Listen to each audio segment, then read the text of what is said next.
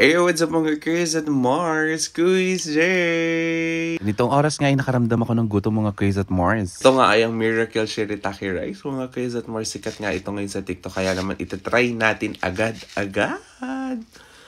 So ang hirap naman kung kakainin lang natin yung rice, no? Kaya kukuha tayo ng uulamin mga Chris at Mars. So nakita ko nga dito yung hotdog. Target lock tayo dyan sa hotdog mga Chris at Mars. Favorite natin yan. Sino ka John? Huy. Magiging perfect nga itong hotdog kapag may itlog. Kasi best combo to, diba mga Chris at Mars? Napaka easy peasy nga lang nitong i-prepare mga Chris at Mars. Ayan, at may 3 steps nga lang tayo. Basahin nyo na lang ha. Pero syempre makikita nyo yan kasi gagawin natin siya ngayon. So una kumuha lang tayo ng mangkok. Tapos kukuha lang tayo ng ating pagsusukatan ng shirataki rice. Ilalagay na nga natin yung shirataki rice dun sa ating panukat, mga Chris at Mars. Yes, opo, kailangan natin ng panukat kasi ito rin yung gagamitin natin panukat dun sa hot water na ilalagay natin dito, mga Chris at Mars. Ayan, so puno na yung isang cup na ginamit natin. So ilalagay na lang natin siya dito sa ating mangkok. Tapos maglalagay din tayo ng mainit na tubig kasi dami nung nilagay natin sa rice. O, ayan, diba? Napakadali lang nito mga Chris at Mars. Tapos, ibubuhos na nga lang natin ito dun sa shirataki rice mga Chris at Mars at tatakpan natin ito at iiwanan ng 10 to 15 minutes. And titignan natin kung Miracle Dry Rice nga ito, no? Huy! Ito na mga Chris at Mars, the moment of truth. Tada! Oh my God mga Chris at Mars, para siyang bagong sinaing sa rice cooker. Oh. Siyempre kukuha tayo ng kutsara at check yan. Oh my God mga Chris at Mars, mukha lang yung hilaw pero lutong-luto siya. Tignan nyo naman, sobrang lambot. Parang sumayaw ng spaghetti pababa at pataas. O, diba? Ang lambot. Luto yan mga Chris at Mars. Kaya naman, titikman in 3, 2, 1, let's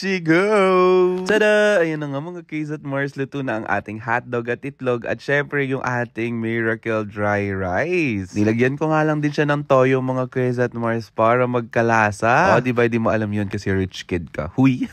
Okay na nga ito. Kaya naman, titikman na ni Quiz J.